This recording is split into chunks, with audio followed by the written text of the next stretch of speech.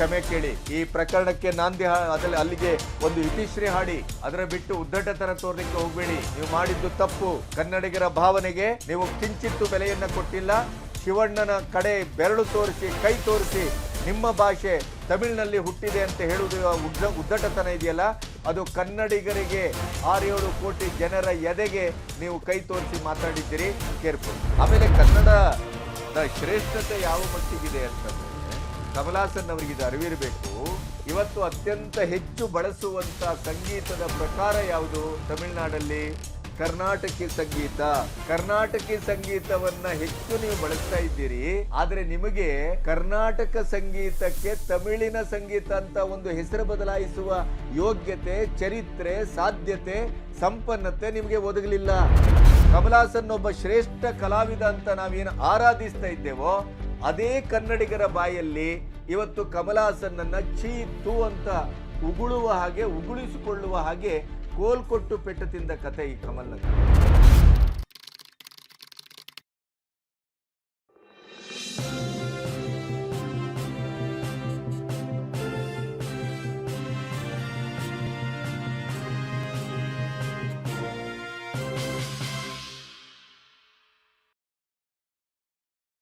ನಮಸ್ತೆ, ಬಿ ಗಣಪತಿ ಚಾನಲ್ಗೆ ಸ್ವಾಗತ.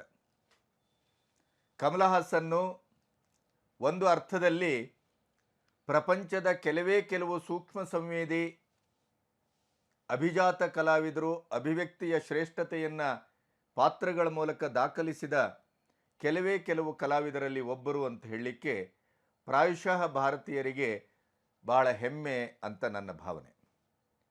ಕಮಲಹಾಸನ್ ಮಾತ್ರ ಆ ಥರದ ಪಾತ್ರಗಳನ್ನು ಮಾಡಬಲ್ಲರು.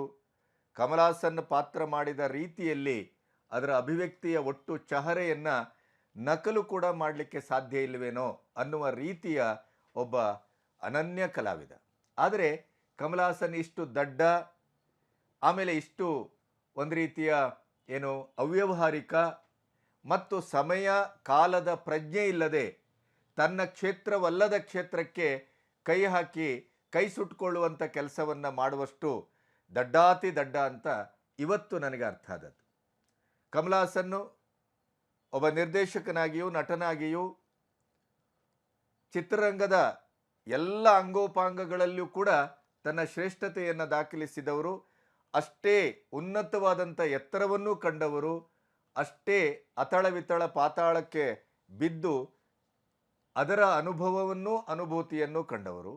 ವೈಯಕ್ತಿಕ ಬದುಕಿನಲ್ಲಿ ಹೆಣ್ಣುಮಕ್ಕಳು ಮತ್ತು ಅಥವಾ ಒಂದು ಮದುವೆ, ದಾಂಪತ್ಯ, ಸಂಸಾರ ಇಂಥ ಪ್ರಶ್ನೆ ಬಂದಾಗ ಬಹುಶಃ ಅವರಷ್ಟು ಲಘುವಾಗಿ ಮತ್ತು ಟೇಕನ್ ಫಾರ್ ಗ್ರಾಂಟೆಡ್ ಆಗಿ ಬದುಕನ್ನು, ಸಮಾಜವನ್ನು, ಸಂಸಾರವನ್ನು ತೆಗೆದುಕೊಂಡಂಥವರು ಇನ್ಯಾರೂ ಇರಲಿಕ್ಕೆ ಸಾಧ್ಯ ಇಲ್ಲ. ಒಂದು ರೀತಿಯಲ್ಲಿ ಅವರ ಬದುಕು ಬಹಳ ಗೋಜಲು. ಆ ಬದುಕಿನ ಬಗ್ಗೆ ಒಂದು ವ್ಯಾಖ್ಯಾನಿಸುವಷ್ಟು ಕೂಡ ಅದು ಸಂಯಮದಿಂದ, ಶಿಸ್ತಿನಿಂದ, ಸುಸಂಸ್ಕೃತವಾಗಿ, ಸುವ್ಯವಸ್ಥಿತವಾಗಿ ಕೂಡಿಲ್ಲ. ಬದುಕು ಮತ್ತು ಭಾವ, ಬದುಕು ಮತ್ತು ಸಿನಿಮಾ, ಪಾತ್ರಗಳು, ಅಭಿವ್ಯಕ್ತಿಯ ಶ್ರೇಷ್ಠತೆ, ಸೃಜನಾತ್ಮಕವಾದ ವ್ಯವಸಾಯದಲ್ಲಿ ಕಮಲಹಾಸನ್ ತೊಡಗಿಕೊಂಡ ರೀತಿ, ಇವೆಲ್ಲವನ್ನು ಪ್ರತ್ಯೇಕವಾಗಿ ನೋಡಬೇಕಾದಂಥ ಒಂದು ಅತಿ ವಿಶಿಷ್ಟವಾದಂಥ ಮತ್ತು ಅಷ್ಟೇ ಪ್ರಶ್ನಾರ್ಹವಾದಂಥ ಬದುಕು ಕಮಲಹಾಸನ್ ಅವರು. ಅವರ ಬದುಕಿನ ವಿಷಣ್ಣತೆ ಮತ್ತು ಅದರ ಒಳಗಿನ ರುಗ್ಣತೆ ಎಷ್ಟು ಪ್ರಶ್ನಾರ್ಹ ಅಂತಂದರೆ ಸ್ವತಃ ಅವರ ಕುಟುಂಬಿಕರೇ ಕೆಲವು ವಿಷಯಗಳಿಂದ ಅವರನ್ನು ಒಂದು ಹಂತಕ್ಕೆ ದೂರ ಇಟ್ಟಂಥ ಪ್ರಕರಣವನ್ನು ನಾವು ಗಮನಿಸಿದ್ದೇವೆ. ಯಾಕೆ ಇಷ್ಟನ್ನೆಲ್ಲ ಹೇಳಿದೆ ಅಂತಂದರೆ ಕಮಲಹಾಸನ್ ಅನ್ನುವಂಥ ಒಂದು ವ್ಯಕ್ತಿ, ಒಂದು ಶಕ್ತಿ, ಒಂದು ಬದುಕು, ಅದು ಯಾವುದೇ ಒಂದು ಕಲಾವಿದರಿಗೆ ಹೋಲಿಸಬಹುದಾದ, ಹೋಲಿಸಿ ತೌಲನಿಕವಾಗಿ ನೋಡಬಹುದಾದ ವ್ಯಕ್ತಿತ್ವ ಅಲ್ಲ. ಅದು ಕೇವಲ ಕಮಲಹಾಸನ್ನ ವ್ಯಕ್ತಿತ್ವ, ಕೇವಲ ಕಮಲಹಾಸನ್ನ ಒಂದು ಅಭಿನಯ ಬದುಕು, ಅದು ಕೇವಲ ಕಮಲಹಾಸನ್ ಅವರಿಗೇ ಸಂಬಂಧಪಟ್ಟಂಥ ಕಾಸಾ ಬದುಕು. ಆದರೆ ಬುದ್ಧಿವಂತರು ರಾಜಕಾರಣದಲ್ಲೂ ಇದ್ದಾರೆ, ಎಡಪಂಥೀಯರು, JNU ಸಂತತಿ, ಈ ದೇಶದ ಸಾಂಸ್ಕೃತಿಕವಾದಂಥ ಮತ್ತು ಪ್ರಾಚೀನವಾದಂಥ ಅಥವಾ ಸನಾತನ ನೆಲೆಗಳನ್ನು ನಿರಂತರವಾಗಿ ಅಸಂಬದ್ಧವಾಗಿ ಪ್ರಶ್ನಿಸ್ತಾ ಬಂದಂಥ ಒಬ್ಬ ನಟ. ಇದು ಒಂದು ರೀತಿಯ ಉತ್ತರ ಧ್ರುವ ದಕ್ಷಿಣ ಧ್ರುವದ ಕಾಂಬಿನೇಷನ್. ಹಾಗಾಗಿ ಕಮಲ್ ಹಾಸನ್ನನ್ನು ಅತ್ಯಂತ ಒಳ್ಳೆಯ ವ್ಯಕ್ತಿ ಅಂತ ಹೇಳಬೇಕೋ ಅಥವಾ ಒಳ್ಳೆಯ ಕಲಾವಿದ ಅಂತ ಹೇಳಬೇಕೋ ಅಥವಾ ಒಂದು ಸದ್ಗೃಹಸ್ಥ ಅಂತ ಶಬ್ದವನ್ನು ಬಳಸಬೇಕೋ ಅಂತ ಯೋಚನೆ ಮಾಡಿದಾಗ ನೀವು ಇದ್ಯಾವುದನ್ನೂ ಬಳಸಲಿಕ್ಕೆ ಸಾಧ್ಯ ಇಲ್ಲ. ಅವರೊಬ್ಬ ಶ್ರೇಷ್ಠ ಕಲಾವಿದ ಅನ್ನೋದಷ್ಟೇ ಬಹಳ ಮುಖ್ಯ. ಹಾಗಾಗಿ ಅವರು ಕಲೆ, ಸಿನಿಮಾದ ಪ್ರಚಾರ ಇತ್ಯಾದಿಗಳಿಗೆ ಮಾತ್ರ ತನ್ನ ಅಭಿವ್ಯಕ್ತಿಯನ್ನು, ಮಾತನ್ನು, ಚಿಂತನೆಯನ್ನು ಮಿತಗೊಳಿಸಬೇಕೇ ಹೊರತು ಅವರು ಬೇರೆ ಯಾವುದೇ ವಿಷಯದಲ್ಲೂ ತಲೆ ಹಾಕದೇ ಇರುವುದು ಹೆಚ್ಚು ಅವರಿಗೆ, ಅವರ ಆರೋಗ್ಯಕ್ಕೆ ಸೂಕ್ತ. ಅದು ಯಾಕೆಂತಂದರೆ ತಗ್ ಲೈಫ್ ಅನ್ನುವಂಥ ಒಂದು ಸಿನಿಮಾ ಅನನ್ಯ ಕಲಾವಿದರ ಕೂಡಿಕೆ. ನಾಯಕನ ನಂತರ ಕಮಲ್ ಹಾಸನ್ ಮತ್ತು ಮಣಿರತ್ನಂ ಅವರ ಒಂದು ಉಚ್ಛೃಂಖಲೆಯ ಅನುಸಂಧಾನ ಅದು. ಹಾಗಾಗಿ ನಾವೆಲ್ಲರೂ ಅದನ್ನು ನಿರೀಕ್ಷೆ ಮಾಡಿದ್ದೆವು, ನಿರೀಕ್ಷಿಸ್ತಾ ಇದ್ದೇವೆ. ಆ ಸಿನಿಮಾ ಒಂದು ಒಳ್ಳೆಯ ಮಾದರಿ ಸಿನಿಮಾ ಆಗುವ ಎಲ್ಲ ಲಕ್ಷಣಗಳು ಅಲ್ಲಿ ಕಾಣ್ತಾ ಇದೆ. ಯಾಕೆಂತಂದರೆ ಅದರಲ್ಲಿ ಆ ಪ್ರಚಾರದ ವೈಖರಿ, ಅಲ್ಲಿ ಮಾತಾಡಿದಂಥ ಮಹಾನ್ ಕಲಾವಿದರು ಇತ್ಯಾದಿಗಳೆಲ್ಲರ ಒಂದು ಅಭಿಪ್ರಾಯವನ್ನು ಜೋಡಿಸಿ ನೋಡಿದಾಗ ತಗ್ ಲೈಫ್ ಒಂದು ನಿರೀಕ್ಷಿತ ಸಿನಿಮಾ ಅನ್ನೋದ್ರ ಬಗ್ಗೆ ಯಾವುದೇ ಮಾತಿಲ್ಲ. ಇತ್ತೀಚಿನ ದಿನಗಳಲ್ಲಿ ಪರಭಾಷಾ ಸಿನಿಮಾಗಳು, ಅದು ತೆಲುಗಿರ್ಬೋದು, ತಮಿಳು ಇರ್ಬೋದು, ಮಲಯಾಳಂ ಇರ್ಬೋದು, ಹಿಂದಿ ಇರ್ಬೋದು, ಒಂದು ಪ್ಯಾನ್ ಇಂಡಿಯಾ ಅನ್ನುವಂಥ ಭ್ರಮಿತ ನೆಲೆಯಲ್ಲಿ ಅದು ಈಗ ಪ್ರಚಾರದ ವೈಖರಿಯನ್ನು ಬದಲಾಯಿಸಿಕೊಂಡಿದೆ. ಕನ್ನಡದ ನೆಲದಲ್ಲಿ ಪ್ರಚಾರಕ್ಕೆ ಬರ್ತಾರೆ. ಇಲ್ಲಿ ಮುಖ್ಯವಾಗಿ ಶಿವಣ್ಣನನ್ನು ಕರೀತಾರೆ. ಯಾಕೆಂತಂದರೆ ಕನ್ನಡ ಚಿತ್ರರಂಗದಲ್ಲಿ ಈಗ ಹಿರಿಯ ನಟ ಮತ್ತು ಅವರ ಸೌಜನ್ಯದ ನಟ. ಅವರಿಗೆ ಆರೋಗ್ಯ ಸರಿ ಇದೆಯೋ ಇಲ್ಲವೋ ಅಥವಾ ಸಮಯ ಇದೆಯೋ ಇಲ್ಲವೋ ಅನ್ನುವ ಎಲ್ಲ ಪರಿವೆಯನ್ನು ಮೀರಿ ಸ್ನೇಹ, ವಿಶ್ವಾಸ ಮತ್ತು ಒಂದು ಕೊಡುಕೊಳ್ಳುವಿಕೆಯ ಭಾಷಾ ನೆಲೆಗಳಲ್ಲಿ ಆ ಬಾಂಧವ್ಯವನ್ನು ಕಾಪಿಡುವುದಕ್ಕಾಗಿ ಶಿವಣ್ಣ ಬಹಳ ಮುಖ್ಯವಾಗಿ ಸ್ಪಂದಿಸ್ತಾರೆ. ಹಾಗಾಗಿ ಶಿವಣ್ಣ ಯಾವುದೇ ಗಿಲೀಟ್ ಇಲ್ಲದ ಒಬ್ಬ ವ್ಯಕ್ತಿತ್ವ, ಯಾವುದೇ ಪೋಸ್ ಕೊಡುವ ಒಂದು ವ್ಯಕ್ತಿತ್ವ ಅವರದಲ್ಲ. ಸಹಜವಾದಂಥ ಒಬ್ಬ ನಟ, ಮನುಷ್ಯ, ಮುಖ್ಯವಾಗಿ ಮಾನವೀಯತೆಯನ್ನು, ಸ್ನೇಹಕ್ಕೆ ಭಾಳ ಬೆಲೆ ಕೊಡುವಂಥ ಒಬ್ಬ ನಟ, ಕಲಾವಿದ. ಹಾಗಾಗಿ ಅವರು ಎಲ್ಲರಿಗೂ ದಕ್ತಾರೆ, ಎಲ್ಲ ಕಾರ್ಯಕ್ರಮಕ್ಕೆ ಹೋಗ್ತಾರೆ, ಎಲ್ಲರೊಟ್ಟಿಗೂ ಒಂದು ಒಡನಾಟ ಇದೆ, ಅವರಿಗೆ ಸ್ನೇಹ ಇದೆ, ಸಹೋದರತ್ವ ಇದೆ. ಆ ನೆಲೆಯಲ್ಲಿ ನಿಮ್ಮ ಸಿನಿಮಾ ಒಳ್ಳೆಯದಾಗಲಿ ಅಂತ ಹಾರೈಸಿ ಬರ್ತಾರೆ. ಇದು ಶಿವಣ್ಣನ ಗುಣ. ಇಂಥ ಒಂದು ಸಂದರ್ಭದಲ್ಲಿ ಶಿವಣ್ಣನೂ ಕೂಡ ಕಮಲ್ ಹಾಸನ್ ಅವರನ್ನು ನಾನು ಯಾವ ರೀತಿಯಲ್ಲಿ ಭಾವಿಸ್ತೇನೆ, ಯಾವ ರೀತಿ ಅವರು ನನಗೆ ಮಾದರಿ, ನಾನು ನೋಡಿದ ಕಮಲ್ ಹಾಸನ್ ಏನು, ಅವರ ಪಾತ್ರಗಳಿಂದ ನಾನು ಹೇಗೆ ಪ್ರಭಾವಿತನಾಗಿದ್ದೇನೆ ಅನ್ನುವಂಥದ್ದನ್ನೆಲ್ಲವನ್ನೂ ಹೇಳ್ತಾರೆ.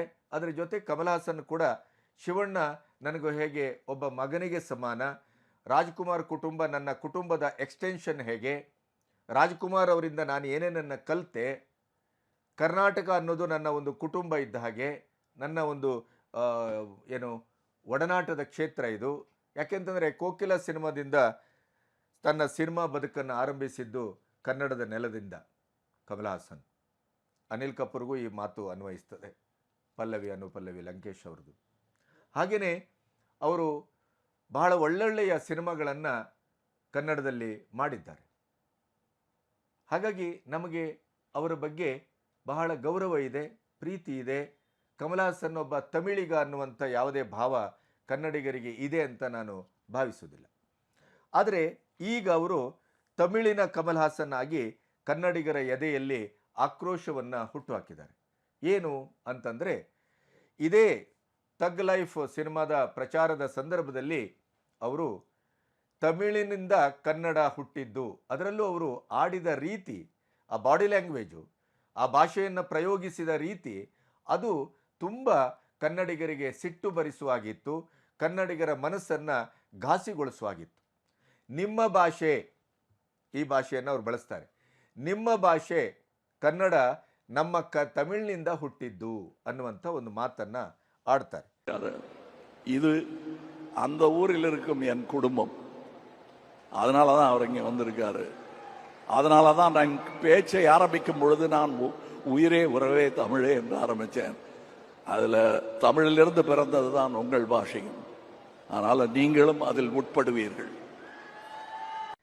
ಈಗ ಭಾಷೆ ಅಂತ ಬಂದಾಗ ಇಡೀ ಜಗತ್ತಿನಲ್ಲಿ ಅದು ಫ್ರೆಂಚ್ ಇರ್ಬೋದು, ಜರ್ಮನ್ ಇರ್ಬೋದು, ಇತ್ಯಾದಿ ಇತ್ಯಾದಿ ಎಲ್ಲ ಭಾಷೆಗಳೊಟ್ಟಿಗೆ ಅನುಸಂಧಾನದ ರೀತಿಯಲ್ಲಿ ಕಾಣಿಸಿಕೊಂಡದ್ದು ಸಂಸ್ಕೃತ. ಈ ಎಲ್ಲ ಭಾಷೆಯ ಒಂದು ಹೊಕ್ಕುಳ ಬಳ್ಳಿಯಿಂದ ಹುಟ್ಟಿದ್ದು ಇಂಗ್ಲೀಷು. ಇದು ಎಲ್ಲರಿಗೂ ಗೊತ್ತಿದೆ. ಅದರ ಸಾಕ್ಷಿ ಪ್ರಜ್ಞೆ ಏನು ಅಂತಂದರೆ, ಇವತ್ತಿನ ಕಂಪ್ಯೂಟರ್ ಯುಗದಕ್ಕೆ, ಡಿಜಿಟಲ್ ಯುಗಕ್ಕೂ ಕೂಡ ಸಂಸ್ಕೃತ ನೇರವಾಗಿ ಯಾವುದೇ ಬದಲಾವಣೆ ಇಲ್ಲದೇ ನೇರವಾಗಿ ಒಗ್ಗಿಕೊಳ್ಳುವುದು ಅದರ ಶಾಸ್ತ್ರೀಯತೆ, ಅದರ ಪ್ರಾಚೀನತೆ ಮತ್ತು ಅದರ ಶಕ್ತಿ ಸಂಪನ್ನತೆಗೆ ಅದು ಸಾಕ್ಷಿ ಅಂತ ನಾನು ಭಾವಿಸ್ತೇನೆ. ಇನ್ನು ಉಳಿದಂತೆ ಕನ್ನಡ ಇರ್ಬೋದು, ತೆಲುಗಿರ್ಬೋದು, ತಮಿಳು ಇರ್ಬೋದು, ಮಲಯಾಳಂ ಇರ್ಬೋದು, ಇದು ಒಂದು ರೀತಿಯ ಸಹೋದರತ್ವದ ನೆಲೆಯಲ್ಲಿ ಹುಟ್ಟಿದ ಭಾಷೆ, ಒಂದು ರೀತಿಯ ಕೊಡುಕೊಳ್ಳುವಿಕೆಯ ಭಾಷೆ. ಇನ್ನು ತೆಲುಗಿನ ಸಂದರ್ಭ ಅಂತ ಬಂದರೆ, ಇದು ಕನ್ನಡ ಮತ್ತು ತೆಲುಗು ಅದರ ಲಿಪಿಯನ್ನು ಮತ್ತು ಅದರ ಭಾಷೆಯ ಶಾಸ್ತ್ರೀಯತೆಯನ್ನು, ಅದರ ಹುಟ್ಟು ಮತ್ತು ಅದರ ಗರ್ಭದ ಒಟ್ಟು ಐತಿಹಾಸಿಕ ಹಿನ್ನೆಲೆಯನ್ನು ನೀವು ಗಮನಿಸಿದರೆ ಅದು ಅವಳಿ ಭಾಷೆ ಅಂತಲೇ ಅದನ್ನು ಕರೆಯಲಾಗ್ತದೆ. ಆದರೆ ಕನ್ನಡ ಮತ್ತು ತಮಿಳು ಅಂತ ಬಂದಾಗ ಅದರ ಪ್ರಾಚೀನತೆಯನ್ನು ನೀವು ಸುಮಾರು ಮಾಧ್ಯಮಗಳು ತುಂಬ ತಪ್ಪಾಗಿ ಅದರ ಒಂದು 5000 ವರ್ಷ, 3000 ವರ್ಷ, 2000 ವರ್ಷ ಹೀಗೆ ಅವರ ಹಾಕಿದಂಥ ಏನು ಈ ಭಾಷೆಯ ಒಂದು ಇತಿಹಾಸದ ದೃಷ್ಟಿಯಿಂದ, ಅದರ ಪ್ರಾಚೀನತೆಯ ದೃಷ್ಟಿಯಿಂದ ಆ ವರ್ಷಗಳನ್ನೇನು ಕೆಲವು ಮಾಧ್ಯಮಗಳು ಬಳಸಿದವೆ ಅದು ತಪ್ಪು, ಅದು ಸರಿಯಾದ ರೀತಿಯಲ್ಲಿ ಇಲ್ಲ. ಮತ್ತು ಭಾಷಾ ಶಾಸ್ತ್ರೀಯತೆ ಮತ್ತು ಪ್ರಾಚೀನತೆ, ಅದರ ಹುಟ್ಟು ಬೆಳವಣಿಗೆ ಇತ್ಯಾದಿಗಳನ್ನು ಗಮನಿಸಬೇಕಾದದ್ದು, ಚರ್ಚಿಸಬೇಕಾದದ್ದು, ಸಂವಾದಕ್ಕೆ ಒಡ್ಡಬೇಕಾದದ್ದು ಭಾಷಾಶಾಸ್ತ್ರಜ್ಞರ ಮತ್ತು ಸಾಂಸ್ಕೃತಿಕ ಸಂಪನ್ನರ ಒಂದು ಕ್ಷೇತ್ರ ಅದು. ಈಗ ಸ ಶೆಟ್ಟರ್ ಅಂತವರಿದ್ದಾರೆ, ಅಥವಾ ಭಾಳಷ್ಟು ಕನ್ನಡದಲ್ಲಿ ಅಂಥ ಒಂದು ಪರಿಣಿತಿಯನ್ನು ಹೊಂದವರಿದ್ದಾರೆ. ನಮ್ಮ ಶತಾವಧಾನಿ ಗಣೇಶ್ ಅವರಿಂದ ಹಿಡಿದು ಭಾಳಷ್ಟು ವಿದ್ವಾಂಸರಿದ್ದಾರೆ. ಅದರೊಂದು ಲಿಸ್ಟನ್ನೇ ನಾವು ಕೊಡ್ಬೋದು. ಅದು ಚರ್ಚೆ ಆದಂಥ ವಿಚಾರ. ಈಗಾಗಲೇ ಅದನ್ನು ಏನು ಚರ್ಚೆಗೆ ಮತ್ತೆ ಮರುವೊಡ್ಡಬೇಕಾದಂಥ ಕೆಲಸಗಳೇನಿಲ್ಲ. ಆದರೆ ಕಮಲ್ ಹಾಸನ್ ಅವರಿಗೆ ಇದು ಸಂಬಂಧಪಟ್ಟಂಥ ವಿಷಯವೇ? ಊಟಕ್ಕೆ ಬಂದವನಿಗೆ ಅಕ್ಕಿ ರೇಟ್ ಯಾಕೆ? ಯಾಕೆಂತಂದರೆ ಅವರ ಪ್ರಚಾರಕ್ಕೆ ಬಂದವರು, ಸಿನಿಮಾದ ಪ್ರಚಾರವನ್ನಷ್ಟೇ ಮಾಡಿ ಹೋಗಬೇಕೆ ಹೊರತು, ನೀವು ತಮಿಳಿನ ಕನ್ನಡದ ಭಾಷೆಯ ಒಂದು ಐತಿಹಾಸಿಕತೆಯನ್ನು, ಪ್ರಾಚೀನತೆಯನ್ನು, ಅದರ ಹುಟ್ಟು ಮತ್ತು ಬೆಳವಣಿಗೆಯನ್ನು ನೀವು ಇಲ್ಲಿ ಅದನ್ನು ಎಳೆದು ತರ್ತೀರಿ ಅಂತಾದರೆ, ಹಾಗಾದರೆ ವಿವಾದವನ್ನು ಸೃಷ್ಟಿಸಬೇಕು ಅಂತಲೇ ನೀವು ಏನಾದರೂ ಉದ್ದೇಶ ಇಟ್ಕೊಂಡು ಬಂದಿದ್ದೀರಾ? ಈ ವಿವಾದದಿಂದ ತಗ್ ಲೈಫಿಗೆ ಏನಾದರೂ ಅನುಕೂಲ ಆಗತ್ತೆ ಅಂತ ನಿಮ್ಮ ಏನಾದರೂ ಒಂದು ಲೆಕ್ಕಾಚಾರ ಇತ್ತಾ? ಆದರೆ ಆ ಲೆಕ್ಕಾಚಾರ ಎಲ್ಲ ಈಗ ತಲೆಕೆಳಗಾಗ್ತಾ ಇದೆಯಲ್ಲ. ಈಗ ಕನ್ನಡಿಗ ಒಂದು ಮನಸ್ಸು ಕುದಿದಿದೆ, ಬೇಸರಗೊಂಡಿದೆ, ಆಘಾತಗೊಂಡಿದೆ. ಕನ್ನಡಿಗರೀಗ ಆಕ್ರೋಶಗೊಂಡಿದ್ದಾರೆ. ಅವರು ನೀವು ಸಾಮೂಹಿಕವಾಗಿ ಕ್ಷಮೆ ಕೇಳಬೇಕು ಅಂತ ಕೇಳ್ತಾ ಇದ್ದಾರೆ. ಕ್ಷಮೆ ಕೇಳದೇ ಇದ್ದರೆ ನಿಮ್ಮ ತಗ್ ಲೈಫ್ ಸಿನಿಮಾವನ್ನು ನಾವು ಇಲ್ಲಿ ಬಹಿಷ್ಕರಿಸ್ತೇವೆ ಅಂತ ಕೂತಿದ್ದಾರೆ. ಈ ಎಲ್ಲದರ ಮಧ್ಯೆ ಒಂದು 2-3 ಪ್ರಶ್ನೆಗಳನ್ನು ಕಮಲ್ ಹಾಸನ್ ಅವರಿಗೆ ಕೇಳಬೇಕು. ಕಮಲ್ ಹಾಸನ್ ಅವರು ಮಾತಾಡಿದರು ಅನ್ನುವ ಕಾರಣಕ್ಕಾಗಿ ಕನ್ನಡದ ಪ್ರಾಚೀನತೆಗೆ ಯಾವುದೇ ಧಕ್ಕೆ ಬರುವುದಿಲ್ಲ. ಕನ್ನಡಿಗರು ಗಮನಿಸಬೇಕಿದನ್ನು. ಕನ್ನಡಿಗರಿಗೆ ಅದರ ಧಕ್ಕೆ ಬರುವುದು ಯಾವಾಗ ಅಂತಂದರೆ, ತಮಿಳಿನ ಯಾರಾದರೂ ಭಾಷಾ ಶಾಸ್ತ್ರಜ್ಞರು ಅಥವಾ ತಮಿಳಿನ ಸಾಂಸ್ಕೃತಿಕವಾಗಿ, ಸಾಹಿತ್ಯಿಕವಾಗಿ ಮತ್ತು ಇತಿಹಾಸದ ಅಧ್ಯಯನದ ದೃಷ್ಟಿಯಿಂದ ಅದರಲ್ಲಿ ನಮ್ಮ ಒಂದು ಸ ಶೆಟ್ಟರ್ ಹಾಗೂ ಅಥವಾ ಇತ್ಯಾದಿ ವ್ಯಕ್ತಿಗಳ ಹಾಗೆ ಬಹಳ ಅಧ್ಯಯನಶೀಲತೆಯಿಂದ ಅದನ್ನು ಮಾತಾಡುವಂಥ ವ್ಯಕ್ತಿಗಳು ಮಾತಾಡಿದರೆ ಆವಾಗ ನಾವು ಅದಕ್ಕೆ ಉತ್ತರಿಸಬಹುದು, ಪ್ರತಿಕ್ರಿಯಿಸಬಹುದು. ಇದನ್ನು ಬಹುಶಃ ಹೀಗೆ ಇದನ್ನು ಒರೆಸಿ ಹಾಕುವಂಥ ಒಂದು ಪ್ರಮೇಯ ಮತ್ತು ಪ್ರಸಂಗ ಅಂತ ನಾನು ಭಾವಿಸ್ತೇನೆ. ಯಾಕೆಂದರೆ ಕಮಲ್ ಹಾಸನ್ನ ಕ್ಷೇತ್ರವೂ ಅಲ್ಲ, ಕಮಲ್ ಹಾಸನ್ ಅವರ ತಜ್ಞತೆಯೂ ಅಲ್ಲ, ಕಮಲ್ ಹಾಸನ್ ಅವರಿಗೆ ಭಾಷೆ ಮತ್ತು ಅದರ ಬೆಳವಣಿಗೆಯ ಬಗ್ಗೆ ಒಂದು ಕನಿಷ್ಠವಾದ ಜ್ಞಾನವೂ ಇಲ್ಲ ಅನ್ನೋದು ಇವತ್ತು ಅವರು ಶುದ್ಧಾಂಗವಾಗಿ ಕನ್ನಡಿಗರೆದುರು ಬೆತ್ತಲುಗೊಂಡಿದ್ದಾರೆ. ಕನ್ನಡಕ್ಕೆ ತನ್ನದೇ ಆದಂಥ ಲಿಪಿ ಇದೆ, ಕನ್ನಡಕ್ಕೆ ತನ್ನದೇ ಆದಂಥ ವರ್ಣಮಾಲೆ ಇದೆ, ಕನ್ನಡಕ್ಕೆ ತನ್ನದೇ ಆದಂಥ ಧ್ವನಿಶಾಸ್ತ್ರ ಇದೆ, ಲಯಶಾಸ್ತ್ರ ಇದೆ, ನುಡಿದಂತೆ ಬರೆಯುವ, ಬರೆದಂತೆ ನುಡಿಯುವ, ಅಂದರೆ ಎರಡೂ ಕ್ಷೇತ್ರಗಳಲ್ಲಿ ಬರವಣಿಗೆ ಮತ್ತು ಮಾತು, ಈ ಎರಡೂ ಕ್ಷೇತ್ರಗಳಲ್ಲಿ, ಎರಡೂ ಆಯಾಮಗಳಲ್ಲಿ ಏಕಕಾಲದಲ್ಲಿ ಸಿದ್ಧಿಸುವಂಥ ಭಾಷೆ ಏನಾದರೂ ಇದ್ದರೆ ಅದು ಕನ್ನಡ.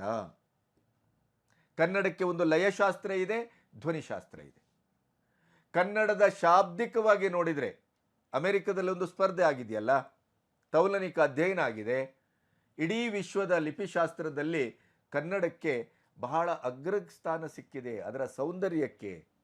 ಇವತ್ತು ನೀವು ಮುಂಬೈ ಬಾಂಬೆ ಅಂತ ಕರಿತೀರಲ್ಲ, ಅದು ಮುಂಬಾದೇವಿ. ಕನ್ನಡದ ಲಿಪಿಶಾಸ್ತ್ರದ ಸಂಪೂರ್ಣವಾದಂಥ ಶಾಸನಗಳು ಸಿಕ್ಕಿದ್ದಾವೆ. ಕನ್ನಡದ ರಾಜ ಮಹಾರಾಜರು ಅಖಂಡ ಭಾರತವನ್ನು ಆಳಿದ್ದಕ್ಕೆ ಇತಿಹಾಸ ಇದೆ. ಆಮೇಲೆ ಕಮಲಾಸನ್ ಅವರಿಗೆ ನಾವು ಕೆಲವು ಪ್ರಶ್ನೆಗಳನ್ನು ಕೇಳಬೇಕು ಅಂತಾದರೆ, 10ನೇ ಶತಮಾನದಲ್ಲಿ ಸಂಸ್ಕೃತ ತನ್ನ ಇಡೀಯದಾದಂಥ ಸಾಂಸ್ಕೃತಿಕ ಸ್ವರೂಪವನ್ನು ಕಳ್ಕೊಂಡ ಹೊತ್ತಿನಲ್ಲಿ ದ್ರವಿಡ ಭಾಷೆಗಳು ಮುನ್ನೆಲೆಗೆ ಬಂದವು. ಅದರಲ್ಲೂ ಕನ್ನಡದಲ್ಲಿ ಈಗ ಪಂಪ ಮಹಾಕವಿ ಕಾವ್ಯವನ್ನು ರಚಿಸಿದ್ದು ಈ ಎಲ್ಲ ದ್ರವಿಡ ಭಾಷೆಗಳಲ್ಲಿ ಪ್ರಾತಿನಿಧಿಕವಾಗಿ ಪ್ರಥಮ ಅಂತ ಗಮನಿಸುವಂಥದ್ದೇ ಈಗ ಏನು ಆದಿಪುರಾಣ, ವಿಕ್ರಮಾರ್ಜುನ ವಿಜಯ, ಇಂಥ 2 ಮಹಾಕಾವ್ಯಗಳು ಅದು ಕನ್ನಡದಲ್ಲಿ ಪ್ರಥಮವಾಗಿ ಬಂತು. ಅದರ ಅರ್ಥ ಈಗ ತಿರುವಳ್ಳವರು ಇದ್ದಾರೆ ಅಥವಾ ಸಂಗಮ್ ಸಾಹಿತ್ಯ ಇದೆ, ಆ ಸಾಹಿತ್ಯಾತ್ಮಕವಾಗಿ ಅದು ಕಳಪೆ ಅಂತಲ್ಲ, ಅದು ಮಹಾನ್ ಒಂದು ಎತ್ತರಕ್ಕೆ ಬೆಳೆದಂಥ ಸೃಜನಾತ್ಮಕವಾದ ನೆಲೆಯನ್ನು ಹೊಂದಿದೆ. ಆದರೆ ಕಾವ್ಯ ಭಾಷೆಯ ಮೂಲ ನೆಲೆ ಮತ್ತು ಪ್ರಾತಿನಿಧಿಕ ಹೆಜ್ಜೆಗಳನ್ನು ಗುರುತಿಸಿದ ಯಾವುದರಲ್ಲಿ? ಕಾವ್ಯದ ಮೂಲಕ ಅಲ್ವೇ? ಹಾಗಾದರೆ ದ್ರವಿಡ ಭಾಷೆಗಳಲ್ಲಿ ಕನ್ನಡದಲ್ಲೇ ಪಂಪ ಮಹಾಕವಿಯ ವಿಕ್ರಮಾರ್ಜುನ ವಿಜಯ ಮತ್ತು ಆದಿಪುರಾಣ ಪ್ರಾಥಮಿಕವಾಗಿ ನಮಗೆ ಕಾಣಿಸ್ಕೊಳ್ತವೆ. ಒಂದು. ಎರಡನೇದು, 2 ಮೂಲಭೂತವಾದಂಥ ಪ್ರಶ್ನೆಗಳನ್ನು ಇಟ್ಕೊಂಡು ಮಾತಾಡೋಣ. ಕನ್ನಡ ತಮಿಳಿನ ಹೊಕ್ಕುಳಿಂದ ಹುಟ್ಟಿತ್ತು ಅನ್ನೋದೇ ಸತ್ಯವಾಗಿದ್ದರೆ, ನಮ್ಮದು ಬ್ರಾಹ್ಮಿ ಲಿಪಿ ಅಂತ ನಾವು ಕರಿತೇವೆ ಕನ್ನಡವನ್ನು, ಕನ್ನಡಕ್ಕೆ ತಮಿಳಿನ ಲಿಪಿಯನ್ನು ಯಾಕೆ ಬಳಸಿಲ್ಲ ಹೇಳಿ? ಕನ್ನಡಕ್ಕೆ ತಮಿಳಿನ ಲಿಪಿಯನ್ನು ಬಳಸಬೇಕಾಗಿತ್ತಲ್ಲ. ತಮಿಳಿನ ಮೂಲದಿಂದಲೇ ಬಂತು ಅಂತಾದರೆ ಕನ್ನಡಕ್ಕೆ ತಮಿಳಿನ ಭಾಷೆ ಬಳಕೆ ಆಗಬೇಕಾಗಿತ್ತು, ಆಗಿಲ್ಲ. ಕನ್ನಡಕ್ಕೆ ಭಾಷೆಯ ದೃಷ್ಟಿಯಿಂದ ಹೇಳುವುದಿದ್ರೆ ಸಂಪೂರ್ಣವಾಗಿ ಕನ್ನಡ ಸ್ವತಂತ್ರವಾದಂಥ ನೆಲೆಯನ್ನು ಹೊಂದಿದೆ. ಯಾವುದನ್ನು ಎರವಲು ತರಬೇಕಾದಂಥ ತಂದ ಇತಿಹಾಸ ಕನ್ನಡಕ್ಕೆ ಅನಿವಾರ್ಯ ಆಗಿರಲಿಲ್ಲ, ಆಗುವುದೂ ಇಲ್ಲ. ನಂಬರ್ 1, ತಮಿಳಿನಿಂದಲೇ ಕನ್ನಡ ಹುಟ್ಟಿತ್ತು ಅನ್ನುವುದಾಗಿದ್ದರೆ, ಭಾಷೆ ಲಿಪಿ ಅಂತ ಬಂದಾಗ ಈಗ ತಮಿಳಿನ ಭಾಷಾ ಲಿಪಿಯನ್ನು ಕನ್ನಡ ಬಳಸ್ಕೋಬೇಕಾಗಿತ್ತು. ಯಾಕೆ ಬಳಸ್ಕೊಂಡಿಲ್ಲ? ಒಂದು. ಆಮೇಲೆ ಕನ್ನಡದ ಶ್ರೇಷ್ಠತೆ ಯಾವ ಮಟ್ಟಿಗಿದೆ ಅಂತಂದರೆ, ಕಮಲಾಸನ್ ಅವರಿಗಿದು ಅರಿವಿರಬೇಕು. ಇವತ್ತು ಅತ್ಯಂತ ಹೆಚ್ಚು ಬಳಸುವಂಥ ಸಂಗೀತದ ಪ್ರಕಾರ ಯಾವುದು ತಮಿಳುನಾಡಲ್ಲಿ? ಕರ್ನಾಟಕಿ ಸಂಗೀತ. ಕರ್ನಾಟಕಿ ಸಂಗೀತವನ್ನು ಹೆಚ್ಚು ನೀವು ಬಳಸ್ತಾ ಇದ್ದೀರಿ. ಆದರೆ ನಿಮಗೆ ಕರ್ನಾಟಕ ಸಂಗೀತಕ್ಕೆ ತಮಿಳಿನ ಸಂಗೀತ ಅಂತ ಒಂದು ಹೆಸರು ಬದಲಾಯಿಸುವ ಯೋಗ್ಯತೆ, ಚರಿತ್ರೆ, ಸಾಧ್ಯತೆ, ಸಂಪನ್ನತೆ ನಿಮಗೆ ಒದಗಲಿಲ್ಲ. ನೆನಪಿಡಿ, ಅದು ಬರೀ ರಾಜಕೀಯದ ಪ್ರಶ್ನೆ ಅಲ್ಲ. ಇವತ್ತು ತೆಗೆದು ನಾಳೆ ತಮಿಳು ಸಂಗೀತ ಅಂತ ಇಟ್ಬಿಡ್ತೇವೆ ನಾವು, ಕರ್ನಾಟಕ ಸಂಗೀತ ಅನ್ನೋದನ್ನು ಅಂತ ನೀವು ಇಡ್ಲಿಕ್ಕಾಗೋದಿಲ್ಲ. ಅದಕ್ಕೆ ಅದರದೇ ಆದಂಥ ಶಾಸ್ತ್ರೀಯವಾದ ಹಿನ್ನೆಲೆ ಇದೆ, ಅದರದೇ ಆದಂಥ ಒಂದು ಪ್ರಾಚೀನತೆಯ ಹಿನ್ನೆಲೆ ಇದೆ, ಅದರದೇ ಆದಂಥ ಉಗಮಶಾಸ್ತ್ರ ಇದೆ.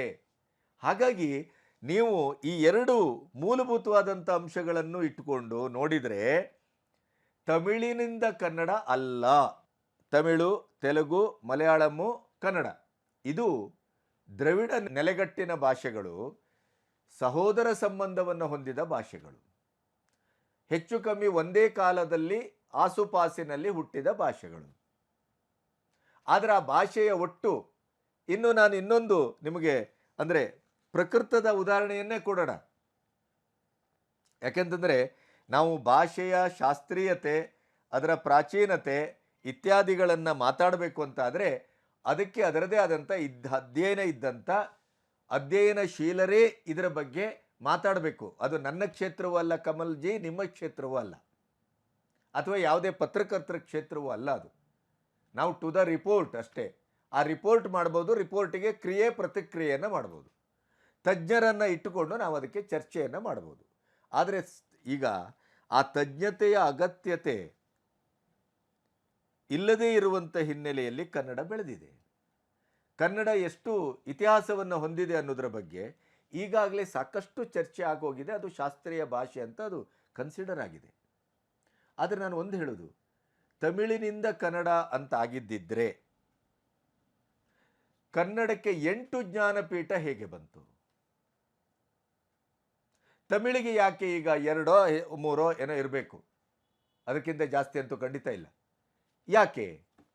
ಅದೊಂದು ಪ್ರಾಚೀನ ಭಾಷೆ, ಕನ್ನಡದಂಥ ಭಾಷೆಗೂ ಅದೊಂದು ತಾಯಿ ಭಾಷೆ, ತಾಯಿ ನೆಲ ಅಂತಿದ್ದಿದ್ದರೆ ಯಾಕೆ 8 ಜ್ಞಾನಪೀಠ ಕನ್ನಡಕ್ಕೆ? ಸತ್ಯ ಹೇಳಬೇಕಾ ನಿಮಗೆ? ರಾಜಕೀಯ ಅಲ್ಲದೇ ಇದ್ದರೆ, ತರತಮತೆ ಅಲ್ಲದೇ ಇದ್ದರೆ, ಕನ್ನಡದ ಪ್ರಾತಿನಿಧಿಕ ವ್ಯವಸ್ಥೆಯನ್ನು, ಭಾಷೆ, ಸಾಹಿತ್ಯ, ಆ ಸಾಹಿತ್ಯದ ಸೃಜನಾತ್ಮಕವಾದ ಶ್ರೇಷ್ಠತೆ ಇವೆಲ್ಲವನ್ನು ಅರ್ಥ ಮಾಡಿಕೊಂಡು ದೆಹಲಿಯ ರಾಜಕಾರಣದಲ್ಲಿ ನಮ್ಮನ್ನು ಗಟ್ಟಿಯಾಗಿ ಪ್ರತಿನಿಧಿಸುವಂಥ ಪ್ರಾತಿನಿಧಿಕ ವ್ಯವಸ್ಥೆ ಇದ್ದಿದ್ದರೆ 8 ಅಲ್ಲ ರೀ, ಮಿನಿಮಮ್ 12 ಆಗಬೇಕಿತ್ತು ಇಷ್ಟೊತ್ತಿಗೆ. ನಮ್ಮಲ್ಲಿ ಎಂತೆಂಥವ್ರಿಗೆ ಹೋಗಿದೆ, ಗೋಪಾಲಕೃಷ್ಣ ಅಡಿಗರು, ಪೂತಿ ನರಸಿಂಹಾಚಾರ್ಯರು, ಎಂತೆಂಥವ್ರಿದ್ದಾರೆ. 8 ಜ್ಞಾನಪೀಠ ಪಡೆದವ್ರಿಗಿಂತ ಜ್ಞಾನಪೀಠ ಪಡೆಯಲಿಕ್ಕೆ ಅರ್ಹತೆ ಇದ್ದಂಥ ಮೇಧಾವಿಗಳು, ಸಾಹಿತಿಗಳು, ಸೃಜನಾತ್ಮಕವಾಗಿ ವ್ಯವಸಾಯ ಮಾಡಿದವರು ಅದರ 2-3 ಪಟ್ಟಿನಲ್ಲಿ ನಾವು ಅಷ್ಟು ನಮ್ಮಲ್ಲಿದ್ದಾರೆ. ಇದ್ರೂ ನಾವು ಲೆಕ್ಕ ಹಾಕಿಲ್ಲ, ನಮಗೆ ಸಿಕ್ಕಿಲ್ಲ, ದೌರ್ಭಾಗ್ಯ ಅದು. ತಮಿಳ್ನವ್ರ ಹಾಗೆ ನಮಗೆ ಅಲ್ಲಿ ಪಾರುಪತ್ಯ ಮಾಡಲಿಕ್ಕೆ ಗೊತ್ತಿಲ್ಲ. ನಮಗೆ ತಮಿಳ್ನವ್ರ ಹಾಗೆ ಅಷ್ಟು ಪ್ರಾತಿನಿಧಿಕವಾಗಿ ನಾವು ದೆಹಲಿ ರಾಜಕಾರಣದಲ್ಲಿ ನಾವು ಮುನ್ನುಗ್ಲಿಕ್ಕೆ ಆಗಿಲ್ಲ ಇಲ್ಲಿವರೆಗೆ.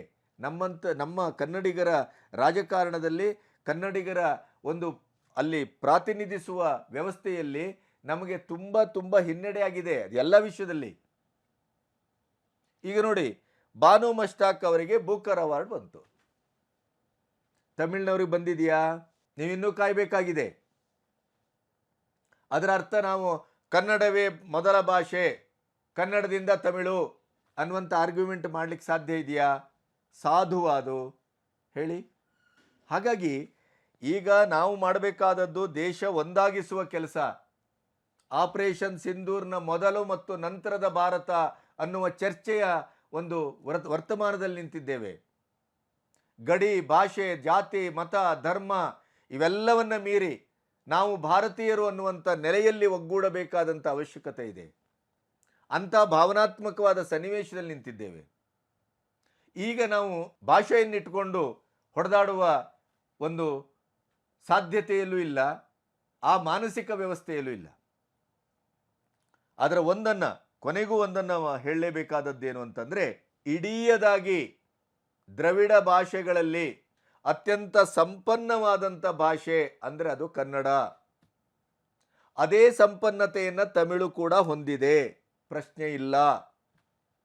ಆದರೆ ತಮಿಳಿನಿಂದಲೇ ಕನ್ನಡ ಅನ್ನುವಂಥ ಈ ಉಪದ್ವ್ಯಾಪ ಇದೆಯಲ್ಲ, ಅದು ಕೇವಲ ಮತಿಹೀನತೆ ಅಂತಾಗತ್ತೆ, ಅಜ್ಞಾನ ಅಂತಾಗತ್ತೆ. ಭಾಷಾ ಶಾಸ್ತ್ರೀಯತೆಯ ಬಗ್ಗೆ ಅಧ್ಯಯನ ಇಲ್ಲದೇ ಇದ್ದಂಥ ಕಮಲಾಸನ್ ಒಬ್ಬ ಅಜ್ಞಾನಿಯಾಗಿ ಕಾಣ್ತಾನೆ.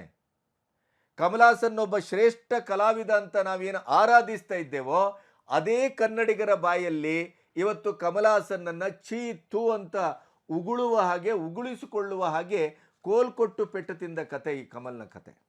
ಯಾವ ಕ್ಷೇತ್ರ ತನ್ನ ಕ್ಷೇತ್ರವೇ ಆಗಿರಲಿಲ್ವೋ, ಯಾವುದರ ಬಗ್ಗೆ ನಾನು ಮಾತಾಡಲೇಬಾರ್ದಿತ್ತೋ, ತನ್ನ ಅಜ್ಞಾನದ ಪ್ರದರ್ಶನವನ್ನು ಮಾಡಲೇಬಾರ್ದಿತ್ತೋ, ಅಂಥ ಅಜ್ಞಾನದ ಪ್ರದರ್ಶನವನ್ನು ಮಾಡಿ ಕಮಲಹಾಸನ್ನ ತನ್ನ ಇಡೀ ಎತ್ತರ ಬಿತ್ತರವನ್ನು ಇವತ್ತು ಕನ್ನಡಿಗರ ಪಾಲಿಗೆ ಅತ್ಯಂತ ಕಸವಾಗಿಸಿಕೊಂಡಿದ್ದಾರೆ.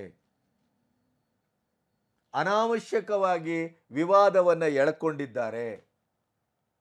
ಅನಾವಶ್ಯಕವಾಗಿ ಕನ್ನಡಿಗರ ಮನಸ್ಸಿನಲ್ಲಿ ಒಂದು ವಿಷಬೀಜವನ್ನು ಬಿತ್ತುವ ಮೂಲಕ ಆಕ್ರೋಶವನ್ನು ಹುಟ್ಟುಹಾಕಿದ್ದಾರೆ.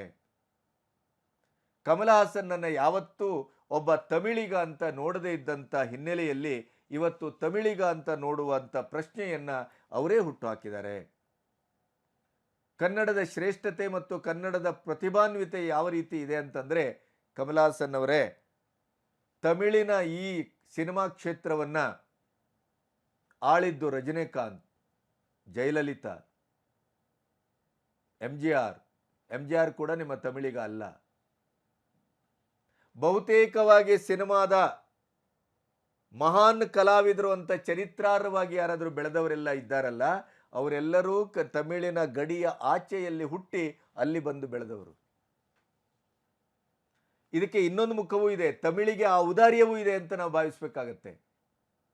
ಒಬ್ಬ ಜಯಲಲಿತಾನಂತವರನ್ನ ಅಮ್ಮ ಅಂತ ಕರೆದು ಇಡೀ ತಮಿಳಿನ ಸಿನಿಮಾ ಮತ್ತು ರಾಜಕೀಯದಲ್ಲಿ ಅದನ್ನ ಒಂದು ಹಿಮಾಲಯದ ಎತ್ತರಕ್ಕೆ ಭಾವಿಸಿದ್ದಿದ್ರೆ ಅದು ತಮಿಳಿನ ಬಹಳ ದೊಡ್ಡ ಶ್ರೇಷ್ಠತೆ ಅಲ್ವಾ? ಅದು ತಮಿಳು ಜನರ ಬಹಳ ದೊಡ್ಡ ಔದಾರಿ ಅಲ್ವಾ? ಅದು ಅವರು ಪರಕೀಯರು ಅಂತ ನೋಡಲೇ ಇಲ್ವಲ್ಲ. ಇಂಥ ಒಂದು ಕೊಡುಕೊಳ್ಳುವಿಕೆ ನಮ್ಮ ಕಾವೇರಿ ನೀರಿನ ವಿವಾದ ಒಂದು ಬಿಟ್ಟರೆ ಬಾಕಿ ಎಲ್ಲ ವಿಷಯದಲ್ಲೂ ನಮ್ಮ ಕೊಡುಕೊಳ್ಳುವಿಕೆ ಬಹಳ ಅದ್ಭುತವಾಗಿದೆ ಅಂತ. ಹಾಗಾಗಿ ಇವತ್ತು ಕಮಲ್ ಹಾಸನ್ನು ಒಂದು ಭಾಷೆಯ ವಿಷಯದಲ್ಲಿ ನೀವು ರಾಜ್ಕುಮಾರ್ ಅವರಿಂದ ಕನಿಷ್ಠ ಮಟ್ಟದ ತಿಳುವಳಿಕೆಯನ್ನು ಪಡ್ಕೊಂಡಿಲ್ಲ. ನೀವು ಕೇವಲ ರಾಜ್ಕುಮಾರ್ ಬಗ್ಗೆ ಅದ್ಭುತವಾಗಿ ಮಾತಾಡಿದ್ರಿ ಮೊನ್ನೆ, ಆದರೆ ರಾಜ್ಕುಮಾರ್ ಅವರ ಭಾಷೆ, ಗಡಿ ಮತ್ತು ವ್ಯಕ್ತಿ ಸಂಬಂಧ, ಸಮಾಜ, ಸಂಸ್ಕೃತಿ, ಸಾಹಿತ್ಯ ಈ ಎಲ್ಲ ವಿಷಯಗಳಲ್ಲಿ ಅವರು ಬದುಕಿದ ರೀತಿಗೆ ವ್ಯಾಖ್ಯಾನದ ರೂಪದಲ್ಲಿ ದಕ್ಕಿದ ಒಂದು ಸಾಂಸ್ಕೃತಿಕ ವಾತಾವರಣ, ಅದರ ಅನುಸಂಧಾನದ ಶ್ರೇಷ್ಠತೆ, ನೀವು ಅದನ್ನು ಅರ್ಥನೇ ಮಾಡ್ಕೊಂಡಿಲ್ಲ ಅಂತ. ಕನ್ನಡಕ್ಕೆ ಗೋಕಾಕ್ ಚಳವಳಿಯಂಥ ಚಳವಳವನ್ನು ತನ್ನ ಇಡೀಯದಾದಂಥ ಶಕ್ತಿ ರೂಪದಿಂದ ಕೊಟ್ಟಂಥವರು ರಾಜ್ಕುಮಾರ್. ಆದರೆ ತಮಿಳಾಗ್ಬೋದು, ಇನ್ನೊಂದಾಗ್ಬೋದು, ಮಗದೊಂದಾಗ್ಬೋದು, ಅದರ ಅವಹೇಳನ ಯಾವತ್ತೂ ಮಾಡದಂಥ ರಾಜ್ಕುಮಾರೇ ಅಲ್ಲ. ರಾಜ್ಕುಮಾರ್ ಕನ್ನಡದ ಭಾಷೆಯ ಒಂದು ಹೊಕ್ಕುಳು ಬಳ್ಳಿಯಾಗಿ ಅದರ ಶ್ರೇಷ್ಠತೆಯ ಪರಂಪರೆಯ ಶಕ್ತಿ ಸಾಮರ್ಥ್ಯದ ಸಮ್ರಾಟನಾಗಿ ಹುಟ್ಟಿ ಬಂದರು, ಬೆಳೆದರು. ನಾಡು, ನುಡಿ ಮತ್ತು ಗಡಿ ಅಂತ ಬಂದಾಗ ಅವರು ಇಡೀಯದಾಗಿ ಕರ್ನಾಟಕದ ಒಂದು ಶಕ್ತಿಯಾಗಿ ನಿಂತರು. ಆದರೆ ಅದರ ಅರ್ಥ ಅವರು ಯಾವತ್ತೂ ಬೇರೆ ಭಾಷೆಯನ್ನು ಅವಹೇಳನ ಮಾಡಿಲ್ಲ.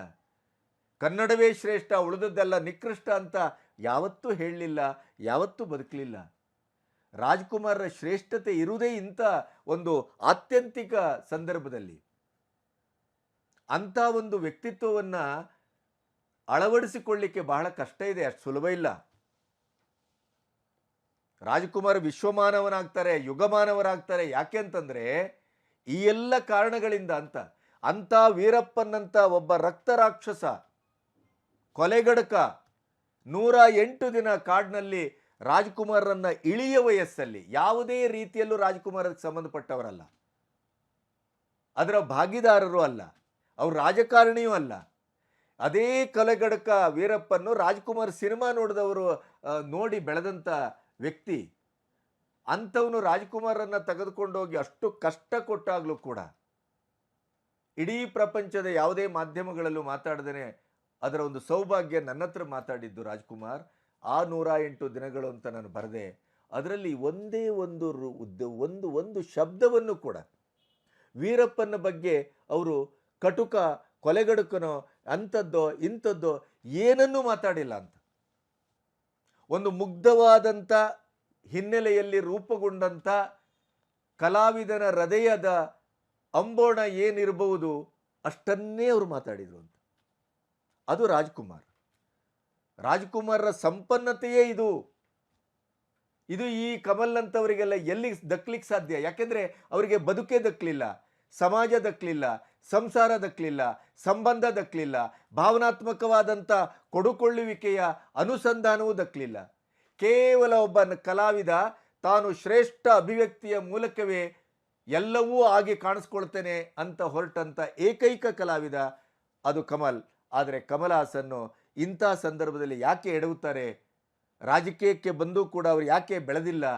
ಯಾಕೆಂತಂದರೆ ಸಮಾಜವನ್ನು, ಸಂಸ್ಕಾರವನ್ನು, ಸಂಸ್ಕೃತಿಯನ್ನು, ಸಂಸಾರವನ್ನು, ಭಾವನಾತ್ಮಕವಾದ ಮನುಷ್ಯ ಸಂಬಂಧಗಳನ್ನು ಅರ್ಥ ಮಾಡಿಕೊಳ್ಳೋದ್ರಲ್ಲಿ ಅವರು ಢಾಳಾಗಿ ಕನಿಷ್ಠ ಮಟ್ಟದಲ್ಲಿ ಅವರು ಫೇಲ್ ಆಗಿದ್ದಾರೆ.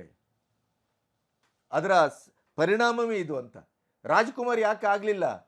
ರಾಜ್ಕುಮಾರ್ ಯಾಕೆ ಸರ್ವ ಜನರ ಅಥವಾ ಇಡೀ ಸರ್ವ ಒಂದು ವ್ಯಕ್ತಿತ್ವದ, ಸಮಾಜದ, ಸಂಸ್ಕೃತಿಯ, ಸಂಸಾರದ ಎಲ್ಲದರ ಒಂದು ಆವಿರ್ಭವಿತ ರೂಪವಾಗಿ ಯಾಕೆ ಕಂಡರು? ಎಲ್ಲರಿಗೂ ಯಾಕೆ ಅವರು ಇವತ್ತು ರಾಜ್ಕುಮಾರ್ ಆಗಿ ದಕ್ತಾರೆ, ಇಷ್ಟವಾಗ್ತಾರೆ ಅಂತಂದರೆ ಅವರ ಗುಣ ಸ್ವಭಾವಗಳು, ಕಾಲದ ಸಂದರ್ಭದ ತಕ್ಕಾಗಿ ಪ್ರತಿಕ್ರಿಯಿಸಿದ ಅದ್ಭುತವಾದಂಥ ಒಂದು ವ್ಯಕ್ತಿತ್ವ. ಹಾಗಾಗಿ ಅವರು ಅಣುರೇಣು ತೃಣಕಾಷ್ಟದಲ್ಲೂ ತನ್ನನ್ನೊಂದು ಬಿಟ್ಟು ಬೇರೆಯವರನ್ನೆಲ್ಲ ನೋಡಿದರು. ಇದು ರಾಜ್ಕುಮಾರ್. ಹಾಗಾಗಿ ಇನ್ನೊಂದು ಪ್ರಶ್ನೆ ಹುಟ್ಟುಕೊಳ್ತದೆ, 2 ಮಾತಿನಲ್ಲೇ ಮುಗಿಸ್ತೇನೆ. ಕನ್ನಡದ ಶಿವಣ್ಣನ ಎದುರು ಕನ್ನಡಕ್ಕೆ ಅವಮಾನ ಆಗುವ ರೀತಿಯಲ್ಲಿ ಕಮಲ್ ಹಾಸನ್ ಮಾತಾಡಿದರು. ಶಿವಣ್ಣನನ್ನೇ ಕೈ ತೋರಿಸಿ ನಿಮ್ಮ ಕನ್ನಡ ಭಾಷೆ ತಮಿಳಿನಿಂದ ಹುಟ್ಟಿದ್ದು ಅಂತ ಹೇಳಿದಾಗ ಶಿವಣ್ಣ ಮಂದಸ್ಮಿತರಾಗಿದ್ದರು, ಆಮೇಲೆ ತಲೆ ಅಲ್ಲಾಡಿಸ್ತಾ ಇದ್ರು ಅಂತ ಕೆಲವರು ಕಮೆಂಟ್ ಮಾಡಿದ್ದಾರೆ. ಸತ್ಯವಾಗಿ ಹೇಳಬೇಕು ಅಂದರೆ ಅದು ಪ್ರಸಂಗಾವಧಾನತೆ ಅಂತ ಕರೀತಾರೆ ಅದಕ್ಕೆ. ಆ ಸಮಯದಲ್ಲಿ ಶಿವಣ್ಣ ಹೇಗೆ ವರ್ತಿಸಬೇಕಿತ್ತು ಹಾಗೆ ವರ್ತಿಸಿದ್ದಾರೆ. ಈ ಭಾಷಾಶಾಸ್ತ್ರೀಯತೆಯ, ಭಾಷೆಯ ಪ್ರಾಚೀನತೆಯ ಅಥವಾ ತಮಿಳು ಮತ್ತು ಕನ್ನಡದ ಭಾಷೆಯ ಒಟ್ಟು ಉಗಮಶಾಸ್ತ್ರ ಅಂತೇನಿದೆ ಅದರ ಹೆಚ್ಚು ಮತ್ತು ಕೆಳಗೆ ಅಥವಾ ಅದರ ಶ್ರೇಷ್ಠತೆ ಮತ್ತು ಕನಿಷ್ಠತೆ ಅದರ ಅಳೆಯುವ ಕೆಲಸ ಶಿವಣ್ಣಂದ ಅಲ್ಲ. ಶಿವಣ್ಣ ಅಲ್ಲಿ ಮಾತಾಡಲೇಬಾರದಿತ್ತು, ಮಾತಾಡಿಲ್ಲ. ಅವರು ಮೌನವಾಗಿ ಅದನ್ನು ಅವರು ಹೇಳಿದ್ದನ್ನು ಕೇಳಿಸ್ಕೊಂಡು ಎದ್ದು ಬಂದಿದ್ದಾರೆ. ಯಾಕೆ ಅಂತಂದರೆ ಶಿವಣ್ಣನ ಕ್ಷೇತ್ರ ಅಲ್ಲ ಅದು, ಅವ್ರಿಗೆ ಅದರ ತಜ್ಞತೆಯೂ ಇಲ್ಲ. ಮತ್ತೆ ಸಭಾಕಂಪ, ಒಂದು ಸಭಾ ಸಂದರ್ಭ ಅದು. ಆ ಸಭೆಯಲ್ಲಿ ಎದ್ದು ನಿಂತು ಪ್ರತಿಭಟಿಸ್ಲಿಕ್ಕೆ ಆಗೋದಿಲ್ಲ. ಅದು ರಾಜಕೀಯ ವ್ಯಕ್ತಿಗಳ ಸಭೆ ಅಲ್ಲ. ಹಾಗಾಗಿ ಶಿವಣ್ಣನ ಮೌನ ಸಮ್ಮತಿಯ ಲಕ್ಷಣ ಅಂತ ಭಾವಿಸಬೇಡಿ. ಶಿವಣ್ಣನಿಗೆ ಈ ಭಾಷಾಶಾಸ್ತ್ರೀಯತೆಯ ಬಗ್ಗೆ ತಜ್ಞತೆ ಯಾಕಿರಬೇಕು? ತನ್ನ ಕ್ಷೇತ್ರ ಅಲ್ಲ ಅದು, ಅವ್ರ ಕ್ಷೇತ್ರ ಅಲ್ಲ ಅದು. ಆದ್ದರಿಂದ ಶಿವಣ್ಣನ ಉಪಸ್ಥಿತಿ, ಶಿವಣ್ಣನ ಪ್ರತಿಕ್ರಿಯೆಯನ್ನು ದಯವಿಟ್ಟು ಯಾರೂ ಕೆಟ್ಟದ್ದಾಗಿ ಅದನ್ನು ಅರ್ಥೈಸಬೇಡಿ. ಶಿವಣ್ಣ ಅದಕ್ಕೆ ಕಮಲ್ ಹಾಸನ್ ಹೇಳಿದ್ದಕ್ಕೆ ತಲೆ ಅಲ್ಲಾಡಿಸಿದ್ದಾರೆ ಅಂತ ಯಾವುದೇ ರೀತಿಯಲ್ಲೂ ಪ್ರತಿಕ್ರಿಯಿಸಬೇಡಿ. ಶಿವಣ್ಣನ ಜಾಗದಲ್ಲಿ ಯಾರೇ ಇದ್ದರೂ ಆ ಕಾರ್ಯಕ್ರಮದ ವ್ಯಾಪ್ತಿಯ ಒಳಗಡೆ ಅವರು ಅದೇ ರೀತಿ ವರ್ತಿಸಬೇಕು, ವರ್ತಿಸಿದ್ದಾರೆ. ಕಮಲ್ ಹಾಸನ್ನ ಉದ್ದಟತನ ಇದು, ಕಮಲ್ ಹಾಸನ್ನ ದರ್ಪ ಇದು, ಕಮಲ್ ಹಾಸನ್ನ ಇದು ಅವೈಜ್ಞಾನಿಕತೆಯಂತ ಮತ್ತು ಅಜ್ಞಾನ ಇದು. ತಾನೊಬ್ಬ ಎಷ್ಟರ ಮಟ್ಟಿಗೆ ಒಂದು ಕನಿಷ್ಠ ಮಟ್ಟದ ಭಾಷಾ ತಿಳುವಳಿಕೆ ಇಲ್ಲದೇ ಇದ್ದಂಥ ವ್ಯಕ್ತಿ, ಕೇವಲ ಕ್ಯಾಮರಾದ ಎದುರು ನಾನು ನಟಿಸುವ ವ್ಯಕ್ತಿ, ಅಷ್ಟಕ್ಕೆ ನಾನು ಸೀಮಿತ ಅನ್ನೋದನ್ನು ಸ್ವತಃ ಕಮಲ್ ಹಾಸನ್ ಅವರೇ ಇವತ್ತು ಕನ್ನಡಿಗರ ಎದುರು ತೋರಿಸಿಕೊಟ್ರು. ಕಮಲ್ ಹಾಸನ್ ಅವರ ಬಗ್ಗೆ ಒಬ್ಬ ಮೇಧಾವಿ, ಒಬ್ಬ ಒಳ್ಳೆಯ ರೀಡಿಂಗ್ ಕೆಪಾಸಿಟಿ ಇರುವಂಥ ಅಥವಾ ಓದಿನ ಹಿನ್ನೆಲೆ ಇರುವಂಥ, ಎಲ್ಲ ವಿಭಾಗಗಳಲ್ಲೂ ಒಂದು ತಿಳುವಳಿಕೆ ಇದ್ದಂಥ ಒಬ್ಬ ವ್ಯಕ್ತಿ ಬಹುಶ್ರುತ ಅಂತ ನಾವು ಭಾವಿಸಿದ್ದೆವು. ಆದರೆ ಅದು ಅಲ್ಲ ಅನ್ನೋದನ್ನು ಕಮಲ್ ಹಾಸನ್ ತೋರಿಸ್ಕೊಟ್ಟಿದ್ದಾರೆ. ಮತ್ತು ಕಮಲ್ ಹಾಸನ್ನ ಈ ಹೇಳಿಕೆಯ ಬಗ್ಗೆ ಏನು ವಿರೋಚಿತವಾಗಿ ಪ್ರತಿಭಟಿಸಬೇಕಾದಂಥ, ಅದಕ್ಕಷ್ಟು ಬೆಲೆ ಕೊಡಬೇಕಾದಂಥ ಯಾವ ಅಗತ್ಯವೂ ಇಲ್ಲ ಅಂತ. ಅಹಂಕಾರಕ್ಕೆ ಉದಾಸೀನವೇ ಮದ್ದು.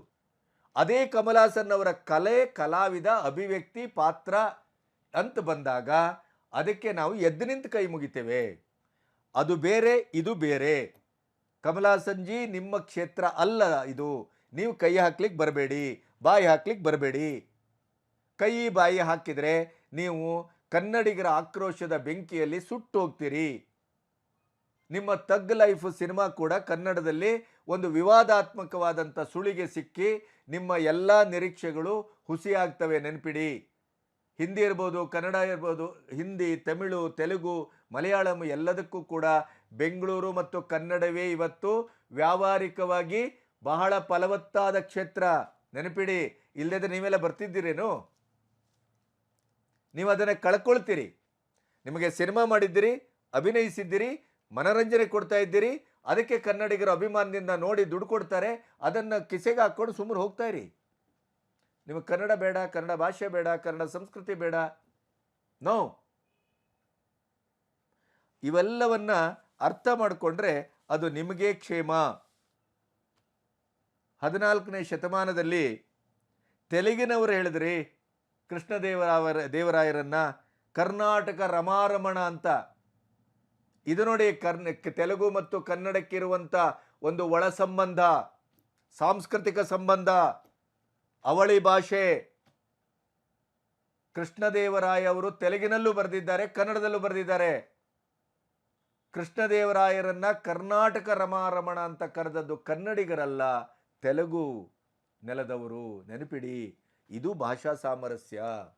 ದ್ರವಿಡ ಭಾಷೆಗಳು ಒಂದು ಸಹೋದರ ಭಾಷೆ. ಅದನ್ನು ನಾವು ಅರ್ಥ ಮಾಡ್ಕೋಬೇಕು.